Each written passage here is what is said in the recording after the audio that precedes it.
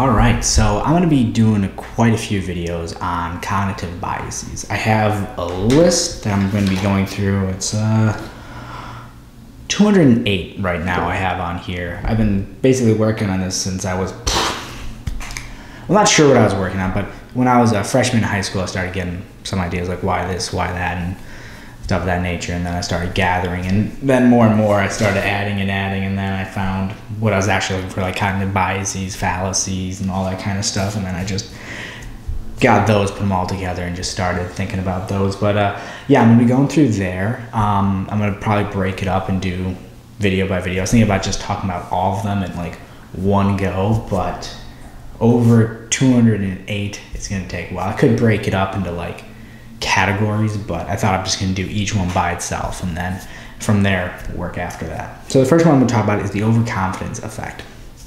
Now, the way this is usually done in experiments and stuff like that is you're given a question like how many continents are on Earth, and you have two options. You can either say the lowest and the highest. You can pick both those options. So you can say, well, at the low, I think there might be 4. At the high, there might be 12.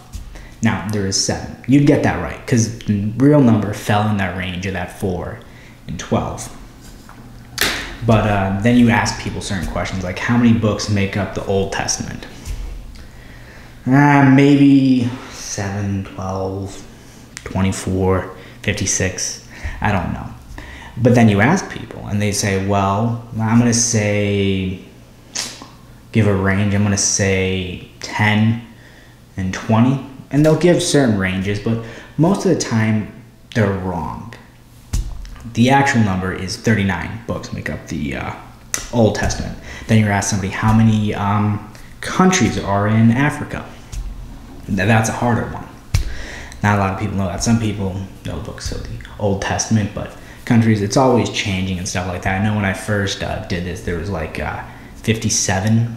Now there's like 54 with a few oddities. I didn't really read into it, but then you ask people that. And this gets to a deep question with just individuals, because it's a very easy thing you can do. The only thing you have to do is guess a range. Now you can easily exploit that range saying, well, I'm going to say 1 to a million. It'll fall in that range and you'll get it correct. But we want to come off as smarter than we are. We want to act like we know more about the world than we actually do, which we know very little. You know, there's a lot of stuff we learn in high school, college, in life that we hold on to, but then we forget about it. See, it only takes one time to learn it. Remembering it is the tough part. You can learn something once, but remembering it is just going to be, it's usually the difficult part, is remembering it. Now, why is this? Well, there's a battle going on in your head, aka your brain.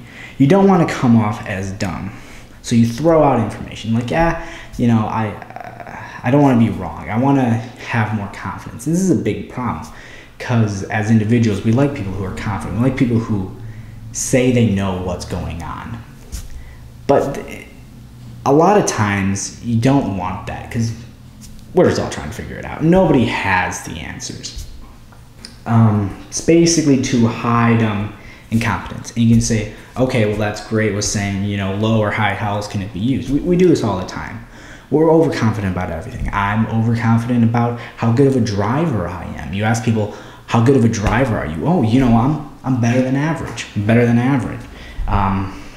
You ask people, how good are you at, you know, taking tests? Oh, I'm better at average. Some people might say they're worse and stuff like that, but most people always rate themselves as better. I am a better friend than most other friends. I think I'm a really good friend.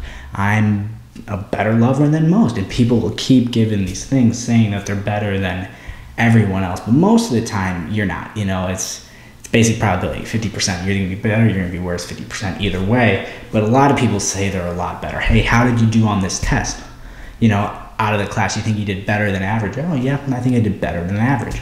Most people think they are overconfident and better in a lot of things than what they actually are. So that's one thing you can look at, because I kind of take psychology and I try to put it into the realm of like physics. You know, you're dealing with a mass, a time, a length, you know, a charge, a temperature, all that kind of stuff goes into play. But it's not a lot you're looking at. Psychology, there's a lot of moving parts.